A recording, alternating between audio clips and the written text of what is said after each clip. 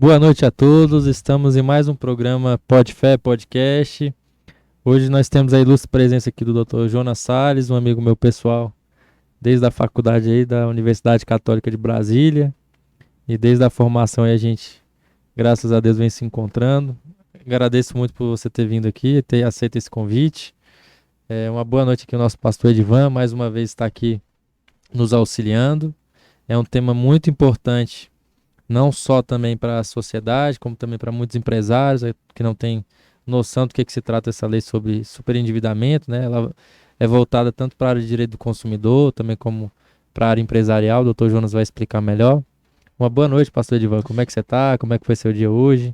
Boa noite, doutor Cauã, meu amigo, tudo bem? Joia, graças a Meu Deus. dia foi ótimo. E aliás, esse dia de hoje foi bem melhor que o dia de ontem. Tá? E Isso é eu tenho importante. certeza que amanhã vai ser melhor que hoje, viu, doutor? Doutor Jonas, meu amigo, boa noite. Como é que você está? Boa noite, para mim é uma alegria e uma honra estar aqui com vocês e eu tô muito bem. Que bom, te agradeço mais uma vez aí por estar nos prestigiando. Me conta um pouquinho da sua história, como é que é seu currículo, onde você se formou, onde você se graduou, até para o nosso público, né, o nosso ouvinte, conhecer um pouquinho melhor. Certo. Eu sou daqui de Brasília, morei até os 18 anos no Paranoá, então sempre estudei em escola pública, sempre ali no Centro de Ensino Médio, CF3, sempre escola pública. Meus pais não têm estudo, assim, formal, mas me ensinaram muito sobre a vida, né, e o viver. E aí eu entrei sobre formação. Eu comecei com história, na Universidade de Brasília, e era muito feliz fazendo história. Mas, Sabia. mas pelo meio do caminho, me disseram que o importante era fazer direito primeiro, e me convenceram disso. Talvez eu não sei se é o certo ou não, mas os dois me acompanham sempre. Sempre tem um livro de história em qualquer lugar. De história e de poesia, que eu também gosto muito de poesia. Então, é isso. Aí eu comecei a fazer história, depois fui para direito, fui conciliando os dois. E fui direito, eu fiz o ProUni, o Enem, né? E aí consegui uma bolsa 100% do ProUni e me formei na Universidade Católica. Eita, E também me formei em inglês na Wizard com bolsa também 100%. Então rapaz. sempre fui assim, aluno de escola pública ou de bolsa, né? Isso me faz, assim, o modo de ver a vida talvez seja um pouco diferente. Então, tomara que agregue aqui. Bom demais. E em termos de experiência profissional, você também trabalhou muito tempo, né, no escritório, tem atuação também em comissão de OAB. Conta um pouquinho Isso. mais pra gente também. Com 15 anos eu comecei a fazer aquele estágio de ensino médio no TJDFT. E aí, com 17, tem aquela fase do nem. Você termina o ensino médio e você termina o estágio. Então você nem estuda nem trabalha. Mas aí, graças a Deus, rapidamente. Aí eu entrei na Universidade de Brasília e o juiz que eu conheci lá onde eu trabalhava me levou para trabalhar em um instituto. O Instituto de Direito do Consumidor é o maior instituto do mundo sobre o tema. Eita. Nesse instituto eu me apaixonei pela escrita, pela pesquisa e por algumas funções da carreira de direito. Mas meu negócio ainda era história. Foram eles que me convenceram, ó, Jonas, história pode ser o hobby da sua vida eternamente. Você pode sempre estar com o livro de história, sempre estudando Roma, Grécia, o que você quiser. Você pode fazer direito e tentar construir o direito, construir o rumo da história e não só reportar, né? E me convenceram. Importante. E aí hoje tenho um livro, o Manual de Direito do Consumidor, que é escrito com o professor e também jornalista Paulo Roque Cury. Trabalhei 7 anos no escritório dele, né? Fui de estagiário até sócio. E agora sou professor também no IDP. Ô, rapaz. E agora estou fazendo carreira solo. É isso. Meia hora para poder apresentar o currículo dele, quase que não deu. Ó, eu antes de falar alguma coisa, fazer alguma pergunta para o doutor Jonas, eu quero trazer aqui uma palavra para o nosso ouvinte. Eu acabei de ouvir algo, tá, que está sempre, que vai sempre contradizer muita gente aí fora, tá? Por exemplo, eu acabei de ouvir de um jovem advogado, muito jovem, tá, que os pais não têm informação que talvez a condição financeira não é muito boa, pelo jeito não é mesmo, porque ele teve que fazer o Enem e foi aprovado. Só para poder ser aprovado nesse Enem, o cara tem que ser bom. Senão não consegue ser aprovado, não. Tem que ser muito bom, tem que ser dedicado. Tem que ser dedicado. E o que acontece? Hoje existe uma falácia aí fora, que para mim é uma falácia, que a maioria dos jovens, a boa parte dos jovens, que não tem talvez uma persistência em estudar, em buscar o conhecimento, e que estão dizendo que é impossível ser aprovado pelo Enem, que é difícil, que o pai tem que se virar e que tem que correr atrás, pagar uma faculdade particular para ele, porque público ele não vai conseguir. Aí o doutor Jonas acabou de mostrar para o nosso ouvinte que é possível sim, e que tem como sim, é só se dedicar direitinho, tá? Porque o sistema público é muito bom também, muito bom, e que, aliás, eu vou dizer uma coisa, tem muita faculdade particular aí que o ensino dela não chega nem perto do ensino das faculdades públicas. Isso é verdade. Então, parabéns, doutor Jonas, parabéns. Você veio para poder mostrar para o nosso ouvinte e animar os pais que estão nos ouvindo aí, e também para poder colocar aí os pais contra a parede, para poder os pais botar quente em cima dos filhos, para poder os filhos caçar meio de estudar, de buscar mesmo, dedicar ao estudo, porque tem jeito de ser aprovado. Tem jeito de ser aprovado pelo Enem, tem jeito de fazer uma faculdade, de ganhar uma bolsa, como você disse que ganhou uma bolsa para fazer o curso de inglês. Tem como sim, tá? Pode sim, é possível sim. Parabéns, porque eu gostei muito de ouvir isso, viu? Obrigado. Eu sei o que é uma faculdade particular. Dolorido. Todo mês chega um boleto salgado para poder a gente pagar. Tá? Parabéns, ótimo trabalho. Eu estou desconfiado, o doutor Jonas, que o ouvinte tá ouvindo e tá falando assim, o filho que todo pai queria ter. Um rapaz dedicado desse jeito. Parabéns, viu? Muito obrigado. Vamos lá entrar um pouquinho no mérito, doutor. O que seria essa chamada aí, lei de superendividamento? A tão falada, né? Tá, eu vou começar com uma diferenciação básica, que seria a pessoa endividada e a superendividada, para a gente chegar num consenso. Eu já fui os dois. Acho que todo mundo já passou aí entre um e outro em algum momento da vida, mas assim, em termos práticos e de modo simples, a pessoa endividada é aquela que tem uma dívida vencida e não tá paga. Endividada, tá endividada. Agora a pessoa super endividada é quando a soma de tudo que ela tem, de todos os ativos, não conseguem pagar o que ela deve. Aí você entra numa situação que ele tá na forca, financeiramente falando. E aí tem uma frase legal de Santo Agostinho que eu vou conversar com ela, que fala assim: uma pessoa que não tem o mínimo de dignidade material, ela não consegue nem servir a Deus. Ele fala brincando, mas... Consegue. Eu acho que é boa só pra gente pensar um pouco. Consegue. Pensar. Consegue, eu sou prova disso. A gente, né, sem querer mexer aqui já, né, mas só brincando assim, pegando alguns textos, algumas coisas. Então, esse é o conceito. E aí, assim, eu acho que uma segunda questão que já seria importante a gente trazer é a questão de se essa lei existe só no Brasil, se é coisa da esquerda, se é coisa de comunista, porque hoje tá muito... Em voga, né? Exato, e tá muito, assim, polarizado, né? São dois polos. A gente é direita ou à esquerda e pronto.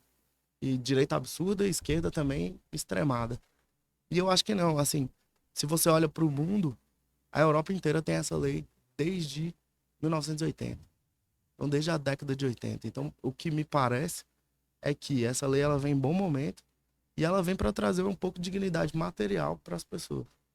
Eu não conheço essa lei não, mas eu já gosto dela. Tem 6 meses disso. Eu não conheço não, mas eu acho que eu já gosto. Se você quiser falar mais a respeito dela para poder a gente entender como é que essa lei funciona. Tá, vou falar na prática aqui. Quem é que pode se beneficiar dessa lei? Quem pode? Primeiro requisito aqui pra gente entrar nessa discussão, boa fé. Primeiro é boa fé. Ou seja, quero pagar, mas ainda não consigo. Exato. quero pagar. E que tipo de dívida é essa? É muito importante também. É uma pergunta muito importante para você entrar com isso. É bom até para o advogado, tanto para o advogado que vai escutar um cliente falando uma causa dessa, quanto para o próprio consumidor de até perder tempo indo a uma defensoria ou tentando a justiça. Por exemplo, se eu ganho ali R$ 3.000 por mês e fiz uma compra de um carro de 80 mil, 100 mil, essa lei não é para ele. Essa lei não é para ele. Ele tá doido. Você ganha 3 e compra um carro fiado de Essa lei não é 90 para mil, ele. tá doido. Então não adianta, sabe? Tem esse tentar bom forçar a senso. barra, né? A boa-fé é a entrada da ética no direito, né? E aqui parece ser muito claro. Então, é o primeiro ponto. Segundo ponto, a questão da totalidade da dívida. Se eu somar todos os meus ativos, olhar para a dívida, eu não consigo fazer um balanço. Eu não consigo o mínimo, aí vem o mínimo existencial, que é o terceiro. O que é o mínimo existencial? Alimentação, moradia. Água e luz. Não tô falando nada de luxo aqui, não é nada de... ele não tá conseguindo viajar mais, não. Não, também não é para esse pessoal. Não é. É pro mínimo existencial mesmo. Então essa pessoa, ela vai ao judiciário hoje, apresenta em linhas gerais, apresenta um plano, como se fosse, pegando um exemplo aqui, ela é a declaração de falência da pessoa física. A empresa está ali e ela não consegue mais pagar, ela vai para recuperação judicial. Esse modelo a gente já conhece. Você apresenta uma proposta de pagamento, chama todos os credores e a gente vai negociar, entrar no consenso. Se não entrar, o juiz vai fazer esse consenso, né? Papel princípio do juiz julgar, ele vai decidir, então. É muito parecido com isso. O advogado apresenta esse plano de pagamento na fase conciliatória, chama todo mundo. Vamos pegar um exemplo. Bradesco, Caixa, sem querer. Bradesco, Caixa, Banco X, Y, Z. Todos têm que vir. E aí vão à presença do juiz e o juiz mostra o plano e fala, e aí? Eles têm 15 dias para responder se sim ou se não. Uma primeira questão, todos têm que comparecer. Não comparecendo ele vai para o final da fila e qualquer juro, qualquer encargo moratório é suspenso. Ou seja, a gente vai resolver isso agora. Então, assim, a gente vai resolver. Então, todos têm que aparecer. Não apresentando uma resposta satisfatória ali, nos 15 dias, o juiz sai do plano conciliatório e ele faz o compulsório. O juiz mesmo apresenta a revisão ou a suspensão dos pagamentos ou a nulidade. E ele já pode ali mesmo, o advogado já pode pedir. Mas, por favor, já em tutela de urgência, né? Em liminar, falando aqui no português mais acessível. Numa liminar, o advogado pode pedir, excelência, ele não está conseguindo pagar desse mês aqui, não tem como eu esperar esse processo inteiro. Você pede uma liminar, o juiz já fala 30% do salário dele é dele e 70% a gente vai dividir. E uma outra impressão que eu já gostaria de trazer também é assim, mas aqui então eu tô só beneficiando só a pessoa do consumidor? Esse cara então ele ele vai deixar de pagar, não sei o que. Não. A lei já fala no artigo 7º.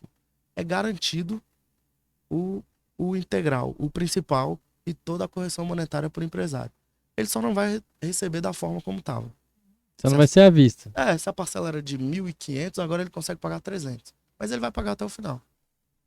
Se a dívida for muito grande, ele pode viver o resto da vida e pagando o resto da vida também, né? 50 anos para frente pagando. Exato. Mas não é bom deixar isso bem claro, assim, que não é uma lei para o consumidor deixar de pagar.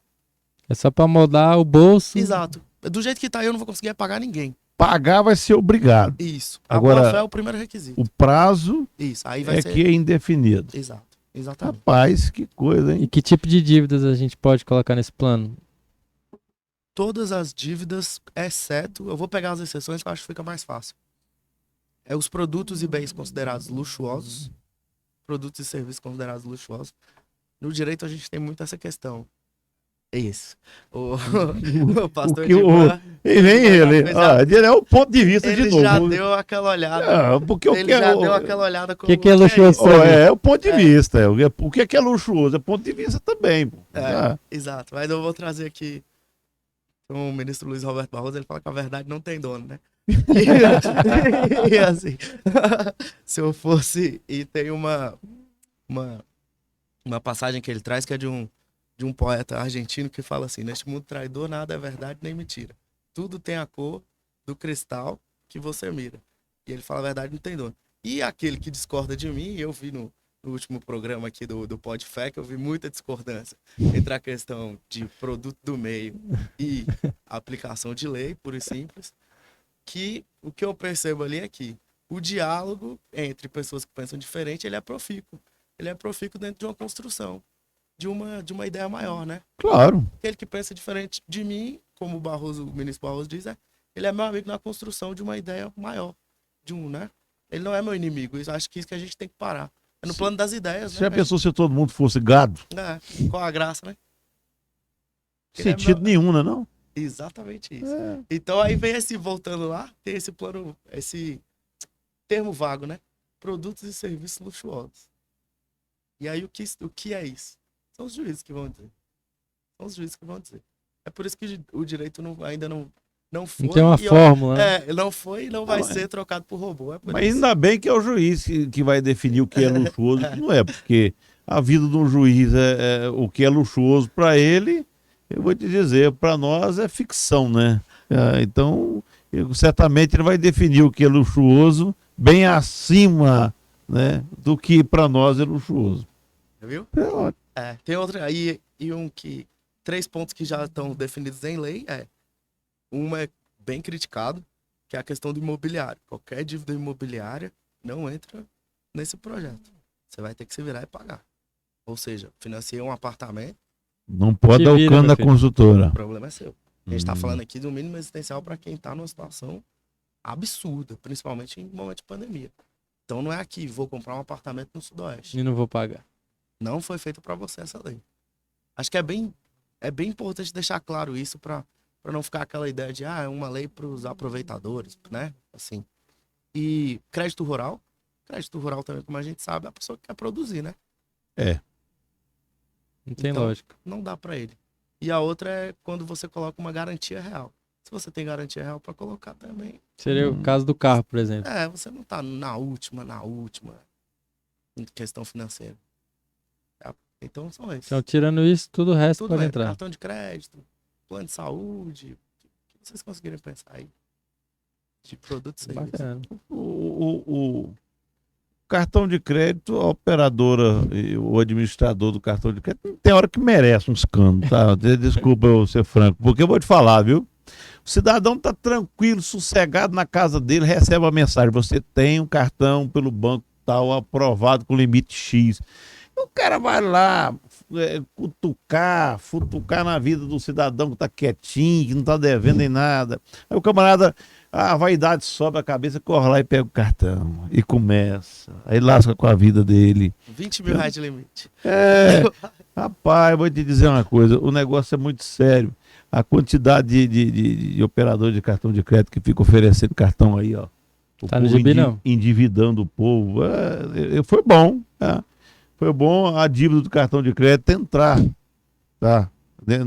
Na proteção aí, aliás, perdão, aquilo que deve, o inadimplente do cartão de crédito entrar nessa proteção dessa lei, porque eu acho um sistema absurdo. Rapaz, já chegou cartão de crédito para mim sem eu pedir. Absurdo um negócio desse, entendeu? Aí a pessoa, ela às vezes é um mau administrador, porque não é todo mundo que sabe administrar. É um mau administrador, vai lá, pega, fala, não, agora eu vou me dar bem. Daqui a pouco ele está todo endividado e não consegue resolver nada. Ou super endividado. Mas doutor Jonas, eu disse aqui que eu já fui os dois, endividado e super endividado. Tá? É lógico que, como o senhor, a gente veio de baixo, né, pequeno, lutando para poder conquistar alguma coisa. E a gente, quando a gente começou, se a gente passasse na porta do banco, se o gerente tivesse lá, era perigoso ele mandar prender a gente. Tanto que, imagina crédito. Não existia? Não tinha. Então você tinha que começar a trabalhar e você conseguir um crédito aqui ou ali, talvez com pessoa física, ou até mesmo o chamado... Na época era cheque, né? Um agiotazinho, tá? Eu peguei muito dinheiro emprestado com agiota. E cheque também, né? Na época. Cheque, exatamente. Então, doutor, a gente começou de baixo, lutando. Quando ocorreu aquele problema da Lava Jato, que pegou aquelas construtoras e andou travando a vida financeira deles, uma boa parte daquelas construtoras ficaram devendo, inclusive, para clientes nossos. E a gente pequeno, não tinha capital, e os clientes não teve como pagar a gente. Eu me deparei com a dívida, naquele tempo, em 2015, uma dívida monstruosa. E fui pegando dinheiro emprestado no banco e fazendo. Pegava Tentando emprestado cobrir para poder cobrir aquela situação difícil. De repente, um amigo da gente, advogado também, até vou citar o nome dele aqui, doutor Nilton Mendes. Doutor Acauano conhece. Meu chefe. Gente boa, meu amigão, Nilton Mendes, um grande abraço. Doutor Nilton Mendes falou para mim assim: olha, vai, soma sua dívida e pega um dinheiro emprestado no banco para poder pagar os seus credores aí, e você vai ficar devendo só para o banco. E você vai ajustar um pagamento longo aí, uma forma de pagamento mais tranquila para você pagar. E eu fiz o meu levantamento da dívida e fui no gerente e fiz o pedido do dinheiro emprestado. Passou uns 3 a 4 dias, o gerente olha para mim e fala assim para mim, assim, olha, o Bradesco negou. Falei o nome do banco, ó, doutor. Não tem nada não, a gente Eita. Negou o seu pedido. Falei, qual o motivo? Porque eu tenho um nome limpo, eu não tô com o nome sujo, tudo certinho, tô pagando as minhas contas. Não, ele analisou você e disse que você é um cliente de risco. Rapaz, o dia que eu fiquei amargurado. Doutor. Lá dentro daquele banco mesmo, eu liguei pro meu amigo, doutor Nilton, advogado. Falei, doutor, de uma hora para outra, eu que pago juro pro banco, que eu tô dando lucro pro banco, tô pagando juros caros, absurdos. Taxas. Eu que tô com o nome limpo, me disseram que eu sou cliente de risco. Sabe o que ele disse para mim, doutor Jonas? Ele virou para mim e falou assim: olha, deixa explodir tudo, paga ninguém. E aí nós vamos chamar cada um dos seus credores e negociar. Quem não quiser negociar, deixa ir para a justiça. Eu falei, doutor, mas eu nunca respondi uma ação na justiça. Tem sempre a primeira vez.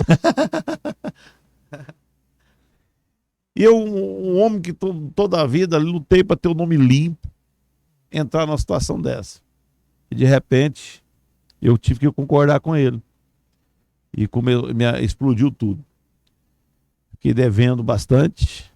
Então eu era um devedor no início, né, um endividado no início. Passei a ser um super endividado. Porque o que eu tinha não dava para pagar de jeito, maneira nenhuma, a dívida que eu contraí. O que aconteceu? 2016, né? Começou em 2015. Não, que a gente começou a pagar. Foi. E nós começamos a pagar, por uma orientação do doutor, os pequenos. Trabalhando, dia e noite trabalhando, e vinha o pequeno na porta com um cheque devolvido. Aí a gente ia, pagava. E nós fomos pagando quem vinha na porta primeiro, os pequenos. Os grandes a gente tentou a negociação, mas os grandes, principalmente as grandes empresas, não quis saber e entrou na justiça. E o doutor está aqui, meu amigo, doutor Acauano, e inclusive me defendeu muitas vezes. Mas naquela ocasião, a orientação da minha contabilidade foi a seguinte: disse, olha, abra uma nova empresa no nome de alguém, de um laranja, e largue isso para lá, essa dívida. Eu disse para ele, olha, eu jamais vou fazer uma coisa dessa natureza, não faz parte da minha índole, eu não tenho isso aí. Eu vou trabalhar e vou pagar todos. E nós começamos a pagar, e nós fomos lutando, pelejando. Eu fiquei devendo imposto para o governo, não houve perdão. Nós dividimos a dívida do imposto os impostos, não sei quantos anos para pagar. E pagamos todos os fornecedores. Pergunta se eu recebi, eu como empresa, se eu recebi de todos aqueles que ficaram me devendo, que a Lava Jato, inclusive, acabou tirando eles do trono, né? Porque a Lava Jato foi uma coisa benéfica para esse país. Então, mas os meus clientes, alguns, eu não recebi até hoje. Porque quebraram a ponto de não ter condições de pagar. E eu não quis aceitar a condição de quebrar, literalmente, e de ficar devendo, e de não poder olhar para os lados. E eu enfrentei. E com ajuda, uma boa ajuda jurídica, tá? Uma assessoria muito boa, doutor Nilton, doutor Cauane, o que nós conseguimos fazer? Dar a volta por cima. E nós pagamos todos. Então eu sei muito bem o que é ser um super endividado. Você receber 60, 70 ligações por dia de cobrança. Você receber o oficial de justiça na sua porta, te intimando pelo menos 3, 4 vezes por semana. Você receber o pessoal do cartório que negativa o nome, que protesta, pelo menos uma vez por dia ele ia lá fazer uma visita e levar um daquelas advertências, que não é advertência não, como é que fala? Notificaçãozinha. Notificação de protesto. E nós pagamos tudo e saímos do superendividamento. Primeiro, saímos porque eu tive a consciência que eu não podia aplicar nenhum golpe a ninguém. Boa fé. Segundo, eu tive um posicionamento que é aquela história: desistir não faz parte do meu menu. Eu insisti, eu continuei lutando.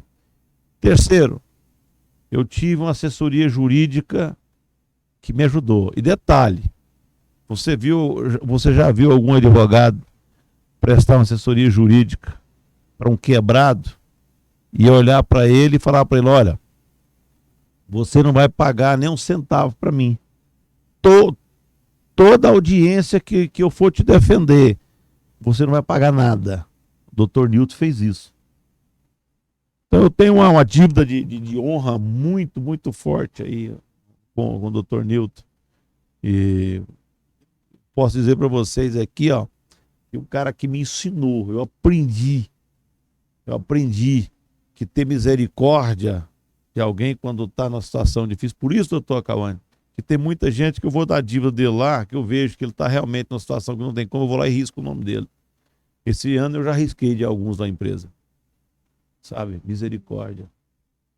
Então, eu acho que essa nova lei, que só tem 6 meses, que ainda é uma criança, essa nova lei vai ajudar muitas pessoas, muitos, doutor Jonas, que, infelizmente, eles entram em desespero. Você sabia, doutor Jonas, que muitos superendividados marram a corda no pescoço e suicida?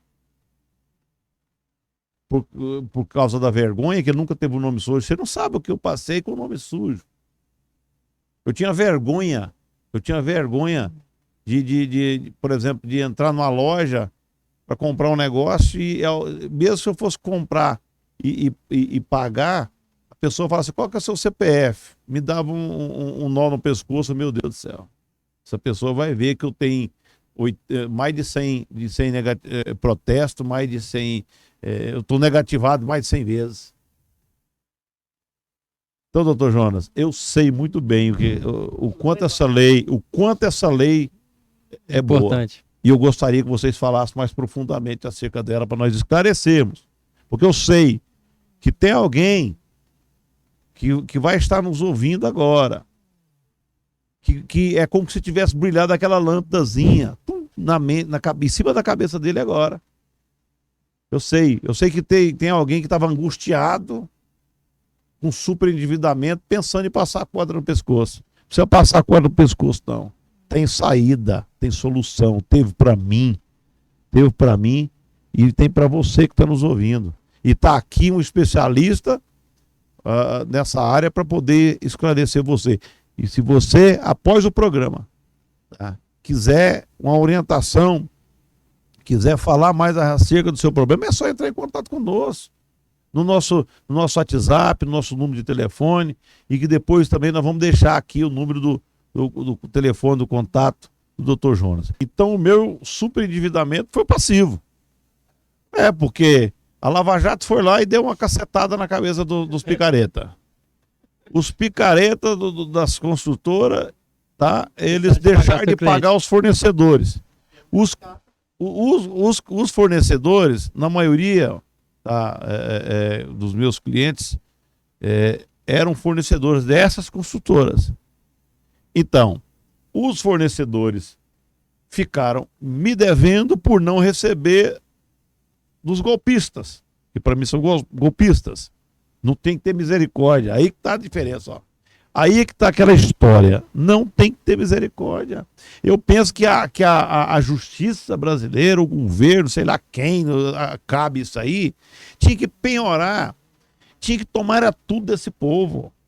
Tinha que tomar, porque esses caras fizeram muita gente cometer suicídio. Esses caras fizeram muita gente, destruíram muita família. Essas grandes construtoras aí, ó, que aplicaram os golpes e que a Lava Jato veio e tirou a máscara desse povo. Quantas pessoas não cometeram suicídio? Quantas famílias não foram destruídas? Quantas pessoas deixaram de ter uma esperança de um futuro melhor?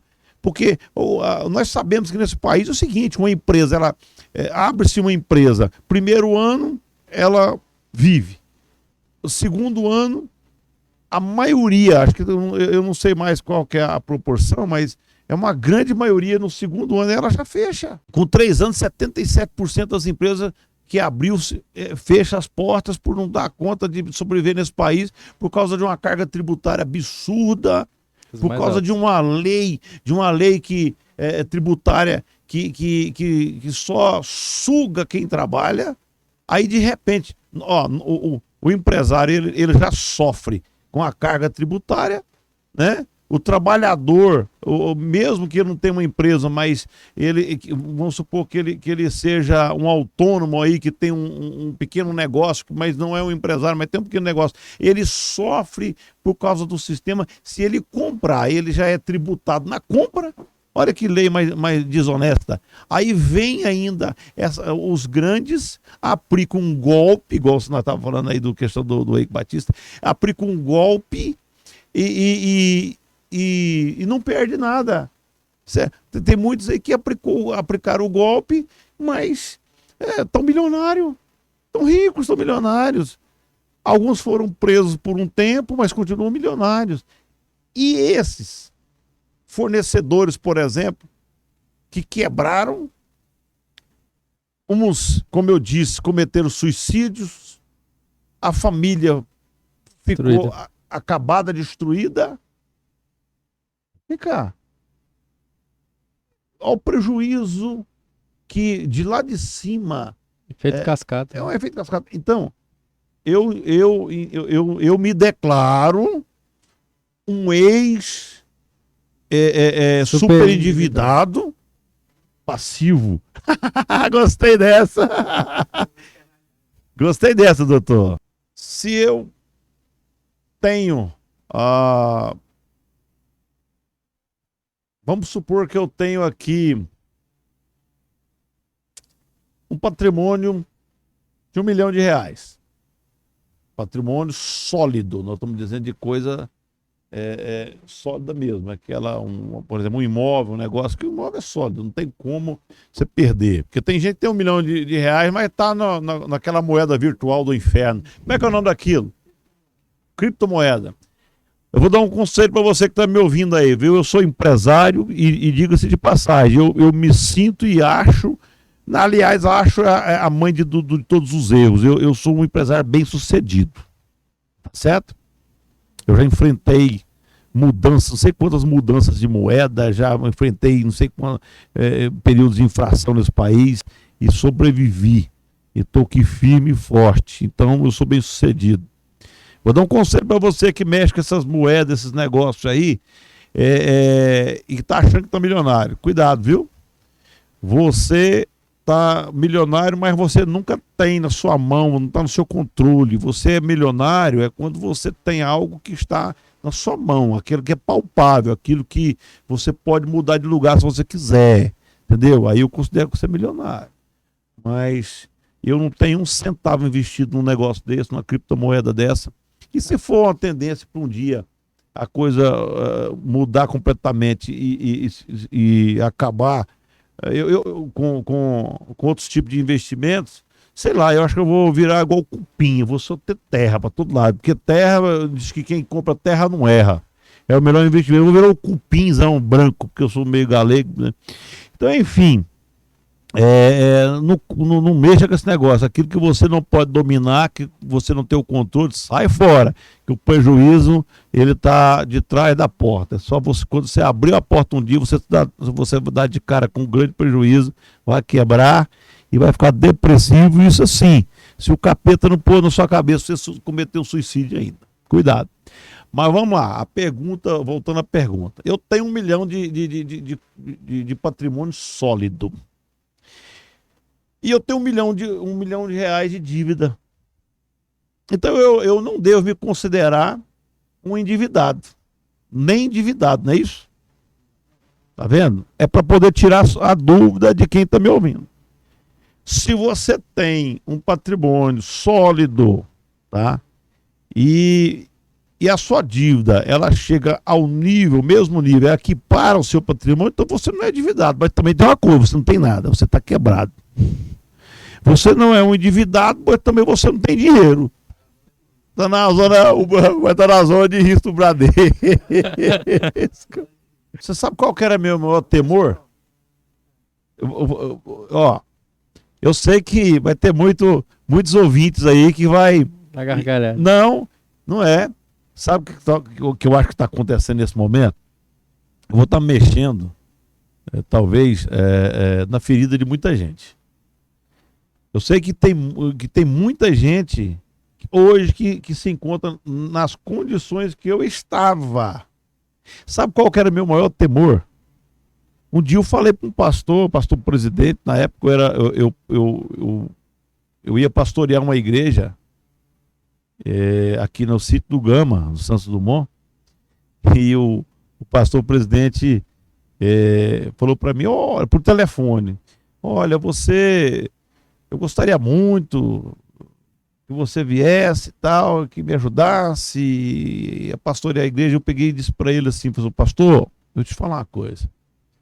Hoje eu estou um homem negativado. Como que um homem negativado vai subir no altar para poder estar pregando a palavra de Deus? Eu nunca esqueci disso. Ele pegou e falou para mim, mas você não pode misturar essas coisas, você está endividado, mas você está pagando, você quer pagar? Eu falei, quero pagar, mas o meu temor é que eu subi no púlpito para poder pregar, né? E de repente eu estou lá pregando, aí senta lá no banco, chega lá na igreja e senta lá no banco da igreja alguém que eu devo. E aí? Então meu temor...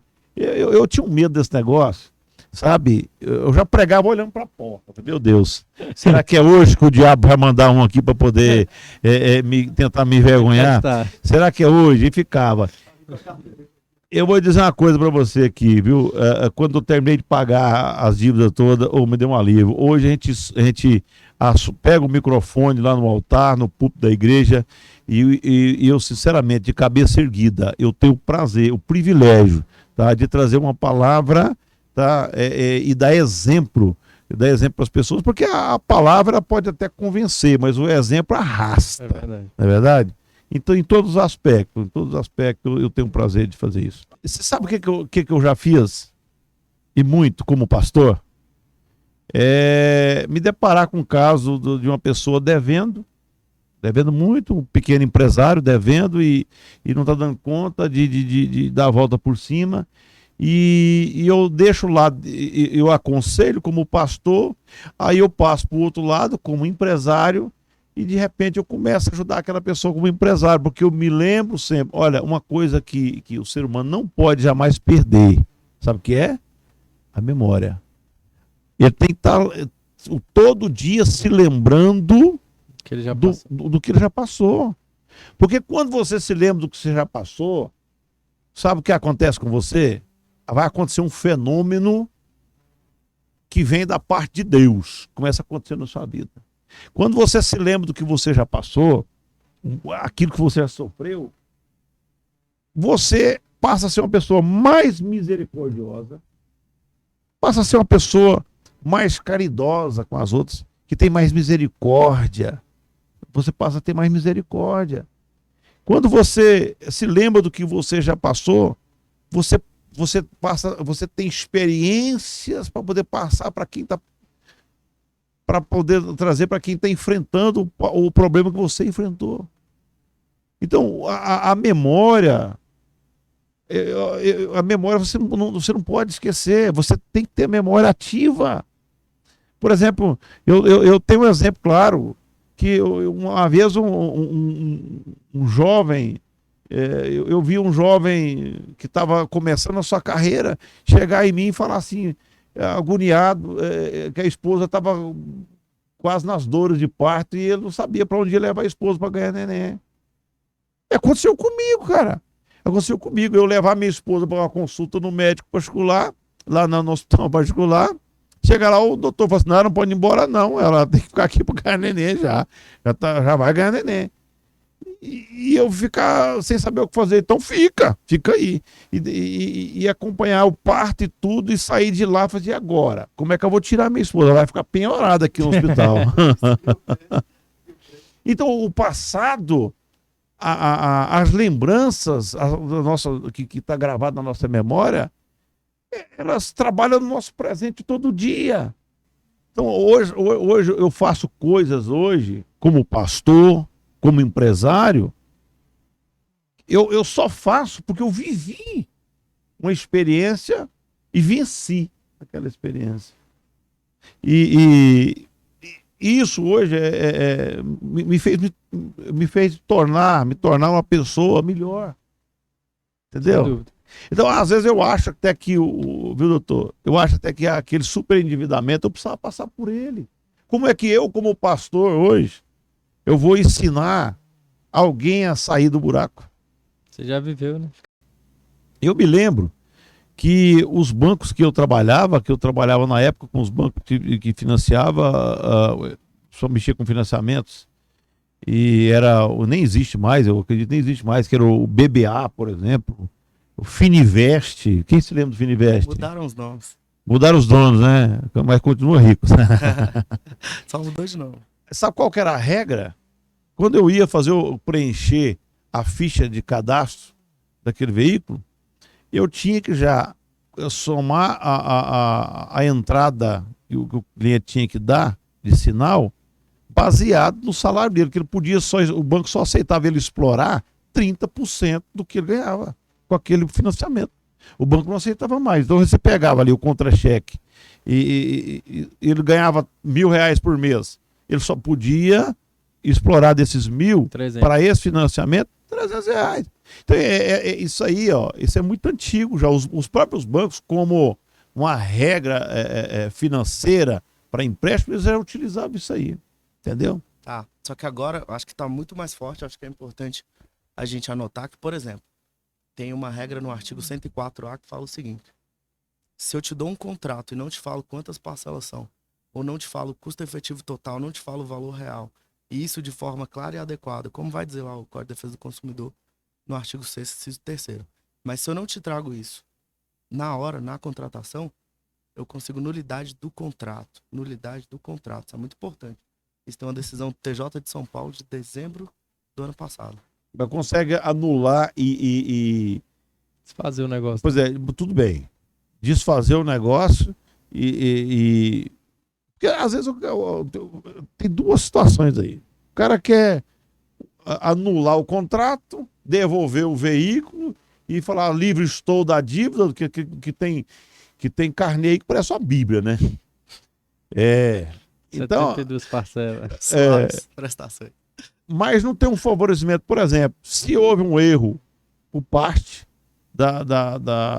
do banco que fez o empréstimo e que não deixou claro, se houve um erro, essa lei, por exemplo, não pune ele da seguinte forma, por exemplo, o cliente continua com o bem, porém ele vai pagar só o principal, o juro. Não tem isso, não é? Excelente questionamento, excelente mesmo. Porque a informação, a gente fala agora que essa lei de superendividamento, ela traz a formação qualificada, que é Isso. o esclarecimento, né? E aí a gente consegue hoje, por meio da quebra do dever de formação, que é uma quebra da boa-fé também, conseguir a revisão desse contrato. Tá dizendo, diz o artigo, eu não vou abrir porque tem uns termos mais complicados, eu acho que é melhor Vai trazer na mente mesmo, você é bom trazer de nesse uma trem. forma- Já vi que você é Acho bom que é nesse trem, melhor pode popular. falar. Acho que é melhor trazer de uma forma mais simples, né? Mas o que é dito hoje no 54A da Lei do Código de Defesa do Consumidor é que você vendo que não foi informado de uma forma clara, você pode pedir a revisão. Nessa revisão, o juiz pode tirar os juros, custo efetivo total, todos os juros. Ele pode colocar para você pagar só o principal. Imagina você pagar o principal em 72 vezes. Não existe. Não existia, né? Agora vai passar a existir. Ó, doutor, Então, agora eu consigo você... revisar o contrato só com base na quebra do dever de formação. Eu já vou começar a ganhar dinheiro aqui com o doutor hoje. Já vou começar a ganhar dinheiro. Pode pegar os seus aí. Nós temos uma causa ali, viu, doutor? Caldas novas. Aquela, Caldas Novas. Então nós podemos também optar na hora da audiência, ficar com o bem e falar, olha, eu quero que você retire todos os juros, eu quero pagar o restante parcelado sem juros. Se Porque demonstrarem vocês... quebra do dever de formação. Aí, tá vendo, doutor? Pode Anota ser. isso aí, doutor. Vamos pegar as dicas aqui com o doutor Jonas. É muito importante. Gente, por isso que eu falo, ó, o nosso podcast, ele é, sem dúvida, Programa de utilidade. exato, um programa de utilidade que traz informações aqui. E eu não sabia dessa, tá vendo? Novíssima lei. Ó, eu tenho que conversar mais contigo, viu, doutor? Vamos marcar aí um almoço, um Um bate-papo. pó de café aí. É. Maravilha, viu? Doutor, tem mais alguma pergunta para... Ele esgotou todas as minhas dúvidas. Acho que é isso. Rapaz, ele foi muito esclarecedor. E eu gostei demais dessa última agora. Gostei Tá com muito. sede não, pastor? Rapaz, eu tô com sede, eu vou tomar água, bem lembrado, viu? Vamos tomar água. E essa água é um oferecimento da Cirino Multiservice. Cirino Multiservice, rapaz, é uma empresa especialista em extração de água. Água potável, água com qualidade, água extraída dos aquíferos. Não é água extraída simplesmente do lençol freático aí, explorando o lençol freático que, diga-se de passagem, já está bem contaminado. Não. É água extraída dos aquíferos. Fraturas na rocha, aonde a água está correndo limpinha, guardadinha. Deus guardou e nós vai lá e pega, sabe? Mas Deus guardou foi para nós pegar mesmo e usar e usufruir. Então, toda vez que você vê alguém precisando de uma água, que estiver sofrendo com falta de água na chácara, na fazenda, tá aqui, Cirino Multiservice, especialista em extração de água potável, água subterrânea, água com qualidade, água com tecnologia. Mais Cirino é um grande parceiro do nosso podcast. Tem também a nossa faculdade LS. Lembrando que a faculdade LS é líder no mercado de cursos de enfermagem no Distrito Federal. Da área da saúde como um todo. Da área da saúde como um todo. E vai estar conosco aqui no nosso podcast logo em breve. O professor Alano, ele é professor e faz parte da diretoria da Faculdade LS. Faculdade LS, ensinando as pessoas a cuidar de vidas, ensinando as pessoas a tratar outras pessoas. Faculdade LS, grande parceira nossa aqui, e em breve vai estar conosco aqui o nosso professor Alano. E aí, doutor? Eu queria mais uma vez aqui agradecer a presença do Dr. Jonas. Foi com certeza muito enriquecedor para o nosso ouvinte acerca dessa lei, dessa temática. Fica aqui o convite também, assim como foi feito do Dr. Felipe, o retorno. Seja muito bem-vindo. Agradeço mais uma vez aqui o Edivan pelo espaço. E se Deus quiser, na próxima sexta a gente vai estar aí com mais um programa, mais um tema bastante importante e com certeza sempre enriquecendo aí o nosso ouvinte. Doutor Jonas Salles, foi um prazer. E eu vou dizer mais uma vez, hoje eu pude conhecer dois advogados jovens, tá? Com futuro extremamente promissor. Parabéns, viu, doutor? Parabéns. Obrigado.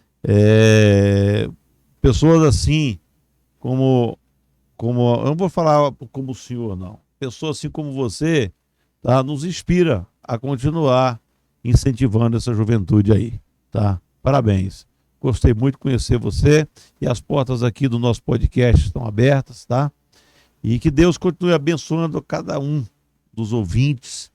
Deus continue abençoando, guardando a cada um de nós esses dias, esse tempo de pandemia. Agora apareceu junto com esse Covid um modelo esquisito de gripe que tá maltratando o povo. Que Deus abençoe você, ouvinte. Deus te guarde. Que o Senhor Deus te cubra com a potente mão poderosa dele. E eu vou dar um conselho para você que está me ouvindo aí, ó. A palavra de Deus diz que Deus, ele é escudo. Mas é escudo somente para aqueles que nele acredita, confia. Confie sua vida nas mãos do Senhor, que esse Covid não vai pegar você. Não me pegou, não vai me pegar, tá? E de jeito nenhum, de forma nenhuma. Então, confie no Senhor e vai dar tudo certo. Que Deus abençoe a todos. Tá? Foi um prazer estar com vocês. Muito obrigado a todos. E assim, para mim foi uma alegria e uma honra estar aqui com vocês e estou à disposição. Tamo junto. Maravilha. Boa noite a todos. Boa noite.